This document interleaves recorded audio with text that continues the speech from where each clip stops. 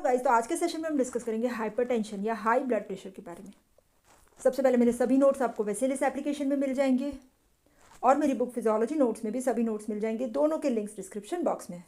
Hypertension का मतलब है परसिस्टेंट, मतलब कंटिन्यूसली हाई ब्लड प्रेशर। और ये कब डायग्नोस हो रहा है? जब हमारा सिस्टोलिक ब्लड प्रेशर 140 से ज़्यादा है और डायस्टोलिक ब्लड प्रेशर 90 से ज़्यादा है। अगर सिस्टोलिक प्रेशर ही बढ़ा हुआ है तो इसे सिस्टोलिक हाइपरटेंशन कहते हैं। हाइपरटेंशन के दो टाइप्स है, एक है प्राइमरी और दूसरा है सेकेंडरी हाइपरटेंशन। प्राइमरी हाइपरटेंशन को असेंशियल हाइपरटेंशन भी कहते हैं, जिसमें कोई अंडरलाइंग कॉज मिलता नहीं है। ठीक है, इसके अंदर रिस्क फैक्टर्स है हमारे, या तो हेरिडिटरी है, फैमिली हिस्ट्री है, या ओबेसिटी है, या फिर मेंटल कोई टेंशन है और स्मोकिंग। और सेकेंडरी हाइपरटेंशन जिसके अंदर कोई कॉज होता है जिसकी वजह से हाइपरटेंशन हो रहा है। तो प्राइमरी या असेंशियल हाइपरटेंशन में मेनली पेरिफेरल रेजिस्टेंस बढ़ जाता है, इसकी वजह से ब्लड प्रेशर बढ़ता है। इसका एग्जैक्ट कॉज पता नहीं है। इसके दो टाइप्स है, एक है बिनाइन टाइप और दूसरा है मैलिग्नेंट टाइप।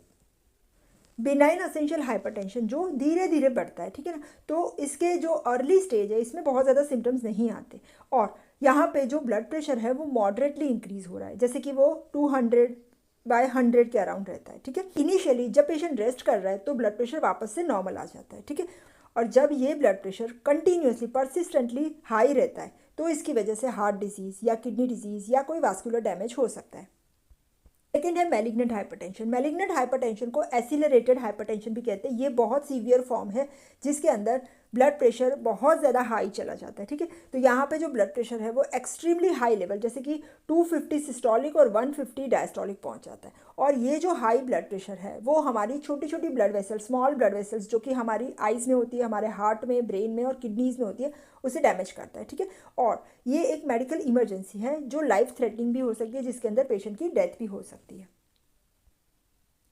तो ये हमने डिस्कस किए टाइप्स ऑफ प्राइमरी या असेंशियल हाइपरटेंशन। नेक्स्ट आ रहा है सेकेंडरी हाइपरटेंशन। सेकेंडरी हाइपरटेंशन में ब्लड प्रेशर हाई होता है लेकिन इसका और कोई कॉज हो रहा है, अंडरलाइन कोई और डिजीज़ है जिसकी वजह से ब्लड प्रेशर बढ़ा हुआ है। ठीक है, तो इसके टाइप्स में आएगा, एक है कार्डियोवास्कुलर हाइपरटेंशन जिसमें हार्ट या ब्लड वेसल का कोई डिसऑर्डर है, इसकी वजह से ब्लड प्रेशर बढ़ा हुआ है। या फिर आर्टरी जो है उसके अंदर फैट या फाइब्रस टिश्यू डिपॉजिट हो गई है जिसे कहते हैं एथेरोस्क्लेरोसिस, जिसकी वजह से ब्लड प्रेशर बढ़ा है। या जो एओर्टा है वो नैरो हो गई है, कंस्ट्रिक्टेड है, इसकी वजह से ब्लड प्रेशर बढ़ा हुआ है। ठीक है, एंडोक्राइन हाइपरटेंशन जिसके अंदर कोई हार्मोन है जिसका प्रोडक्शन बढ़ रहा है तो इसकी वजह से ब्लड प्रेशर बढ़ेगा, जैसे कि फियोक्रोमोसाइटोमा जिसके अंदर एड्रीनल मेड्यूला का ट्यूमर है। जो ट्यूमर बहुत ज़्यादा कैटेकोलामाइंस जो हमारे एपिनेफ्रिन, नॉर एपिनेफ्रिन है, उनका सिक्रीशन बढ़ाता है, इसकी वजह से ब्लड प्रेशर बढ़ता है। दूसरा है हाइपर आल्डोस्टेरोनिज्म, यहाँ पे आल्डोस्टेरोन लेवल हमारी जो एड्रीनल कॉर्टेक्स सिक्रीट कर रही है वो बढ़ जाता है। और एक एंडोक्राइन डिसऑर्डर है जिसमें कुशिंग सिंड्रोम, जिसके अंदर ग्लूकोकॉर्टिकॉइड्स का लेवल बढ़ जाता है, जिसकी वजह से ब्लड प्रेशर बढ़ता है। नेक्स्ट कॉज है रीनल हाइपरटेंशन। किडनी डिजीज की वजह से हाइपरटेंशन हो रहा है। यहाँ पे क्या हो रहा है, रीनल आर्टरीज जो है ना वो नैरो हो जाएगी, या फिर जक्स्ट्रा ग्लोमेरुलर सेल्स उसका ट्यूमर है जो बहुत ज़्यादा हमारा रेनिन एंजियोटेंसिन सिस्टम को एक्टिवेट करेंगे। ठीक है, या फिर ग्लोमेरुलोनेफ्राइटिस है जिसकी वजह से भी हाइपरटेंशन होता है। दूसरे कॉज में न्यूरोजेनिक हाइपरटेंशन है जिसके अंदर नर्वस सिस्टम के डिसऑर्डर है जिसकी वजह से ब्लड प्रेशर बढ़ता है। यहाँ पे इंट्राक्रेनियल प्रेशर है तो बढ़ जाता है, या सोलिटेरियस में डैमेज है जो भी हमारा न्यूरोजेनिक हाइपरटेंशन करता है, या फिर cutting of nerve fibres from carotid sinus. तो ये सब कॉजेज है न्यूरोजेनिक हाइपरटेंशन के। कुछ फीमेल्स को प्रेगनेंसी में भी हाइपरटेंशन होता है बिकॉज ऑफ टॉक्सेमिया ऑफ प्रेगनेंसी, और इसके कॉजेज है किडनी के फंक्शंस, फिल्ट्रेशन रिड्यूस हो जाना, सॉल्ट और वाटर का रिटेंशन, ऑटो इम्यून रिएक्शंस, या प्लेसेंटा में से बहुत ज़्यादा वाजो कंस्ट्रिक्टर सब्सटेंस रिलीज होना, या बहुत ज़्यादा हार्मोन रिलीज होना। और ये बहुत ज़्यादा बढ़ जाए अगर प्रेगनेंसी में हाइपरटेंशन तो इसकी वजह से एक्लेम्शिया या फीमेल को कन्वर्जेंस भी आने के चांसेस हो जाते हैं। एक और कॉज है एक्सपेरिमेंटल हाइपरटेंशन। इसमें क्या करते हैं, लेबोरेटरी के जो एनिमल है इसके अंदर स्टडी के लिए ब्लड प्रेशर एक्सपेरिमेंटली बढ़ाते हैं। ठीक है, तो यहाँ पे कैसे करेंगे, या तो रीनल आर्टरी है उसे नैरो कर देंगे या क्लैम्प कर, या बैरो रिसेप्टर्स जो नर्व है उसे कट कर देते हैं, जैसे कि कैरोटिड साइनस और एओर्टिक आर्च की जो नर्व है उसे कट कर देते हैं, या फिर कॉर्टिकोस्टेरॉइड्स को इंजेक्ट करते हैं, या बहुत ज़्यादा सॉल्ट देते हैं अल्डोस्टेरोन के साथ। ठीक है, नेक्स्ट है गॉल ब्लैडर हाइपरटेंशन जिसे रीनोवास्कुलर हाइपरटेंशन भी कहते हैं। ये जो है वो एक्सपेरिमेंटल मॉडल है जो डॉग में डेवलप किया था। इसमें क्या कर रहे हैं, रीनल आर्टरी को कंस्ट्रिक्ट करेंगे जिसकी वजह से जो रेनिन का सिक्रीशन है वो बढ़ेगा और हाइपरटेंशन होगा। तो ये दो टाइप के होते हैं, एक है one kidney gall bladder hypertension, इसमें क्या कर रहे हैं, एक किडनी को रिमूव कर देते और दूसरी किडनी की जो रीनल आर्टरी है ना उसे कंस्ट्रिक्ट कर देते। दूसरा है two kidney gall bladder hypertension, इसके अंदर एक किडनी की आर्टरी को कंस्ट्रिक्ट कर रहे हैं और दूसरी किडनी को नॉर्मल रख रहे हैं। ठीक है,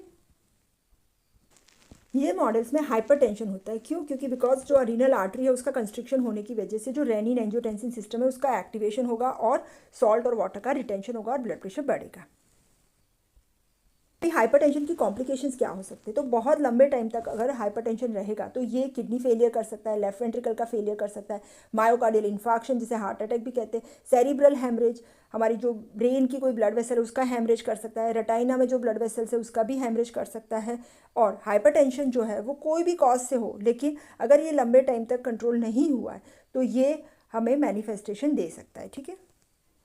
ट्रीटमेंट में अगर सेकेंडरी हाइपरटेंशन है तो जो इसका कॉज है उसे ट्रीट करना है। ठीक है। और प्राइमरी हाइपरटेंशन है जिसे असेंशियल हाइपरटेंशन भी कहते हैं, तो इसके अंदर एंटी हाइपरटेंसिव ड्रग्स देते हैं। तो एंटी हाइपरटेंसिव ड्रग्स इसमें एक है बीटा ब्लॉकर्स। तो ये जो बीटा ब्लॉकर्स ड्रग है वो हमारे हार्ट और ब्लड वेसल्स में जो बीटा रिसेप्टर्स होते हैं जो हमारे हार्ट रेट, कार्डियक आउटपुट, इन सबको रेगुलेट करते हैं, उनको ब्लॉक कर रहे हैं। ठीक है। दूसरी ड्रग है अल्फा ब्लॉकर्स। ये ड्रग्स अल्फा रिसेप्टर्स जो ब्लड वेसल्स में है इसे ब्लॉक करते हैं, इसकी वजह से वेजो डायलेटेशन होगा और ब्लड प्रेशर डिक्रीज होगा।